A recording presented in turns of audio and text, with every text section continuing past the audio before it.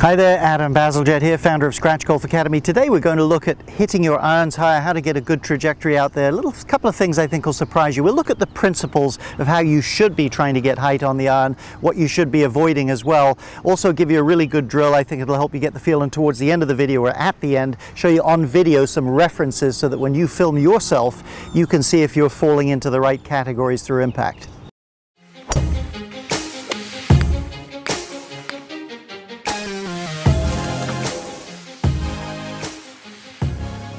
Briefly, if you're new to this channel, would love it if you'd subscribe. Hit the bell there as well. You'll be getting notified every time a brand new video is coming your way. Like Dragonfly right here. Also, we have a free app, Scratch Golf Academy app. Wonderful app, all sorts of training tools for you. It's free at the App Store. Okay, in the first place, let's just say you shouldn't really be trying to hit the ball high per se. That is to say, don't artificially try to add loft. You need the shaft forward, you need it more in line with the lead arm, you need to compress the ball if you're going to get height. So let's have a look at the pros briefly on TV here. We'll see what's going on, how they're achieving fairly good height while still leaning the shaft.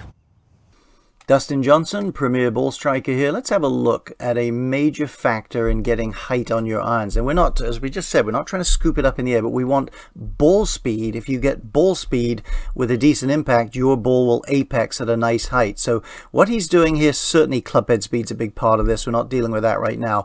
But in addition to clubhead speed, he does a phenomenal job of compressing the ball. There's no scoop in there. And the thing I want you to notice, again, I've chosen him because he does exaggerate this factor a little bit of all that forward shaft lean. Once you've got that kind of compression, shaft in line with lead arm, don't in addition hit a mile down on the ball. So watch the handle of his club. It's rising a bit, and that gives him a reasonable start point. Don't smash down on the ball. Compress the ball, but let the handle rise.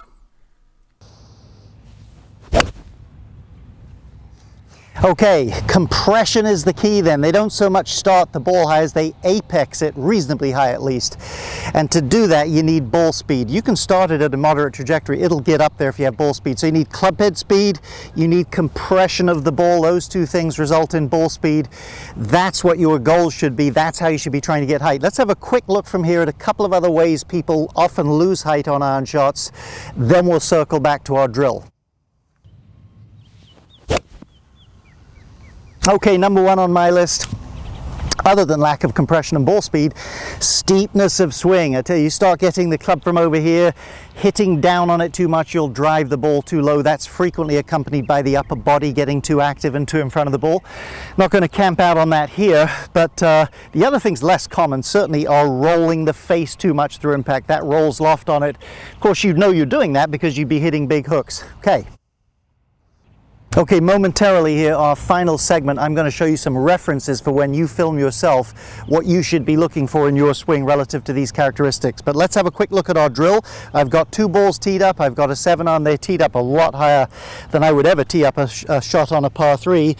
And what I'm going to try to do is hit some small swings, feeling a very level hit, actually even a slight ascending arc of the hands, but as I do it, feeling like I tilt the face forward. So I'm getting any height I get from rise, not from adding loft. And one of the sure signs you're doing it right is you're going to pick the ball off the tee. You're not going to jam into the tee, and you're going to finish on this little scale with the hands higher than the club head. Let's try it again. That's the feeling there. I felt the loft tilted off. I felt the rise. Add some speed in, you'll start to get the right characteristics. Let's have a look at those variables that you can self-check for. Okay, a little bit the other end of the spectrum from Dustin Johnson. This is an old David Frost video. Excellent, excellent player, but he doesn't have nearly the kind of lag Dustin has, so it's a little bit more like your everyday golfer. So you see some weight shift.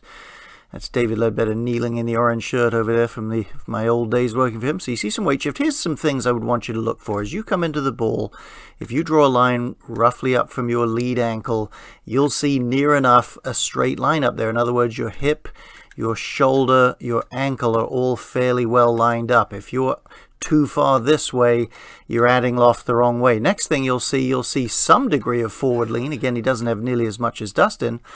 And finally, if you look across the If you look across the handle there, you'll see the shaft, the handle rising slightly, and it varies from player to player. Now, from there, hey, if you're hitting the ball pretty straight and solidly, you're doing a good job with the club face. If it's peeling off to the right or going high, you've got to work on de-lofting that club.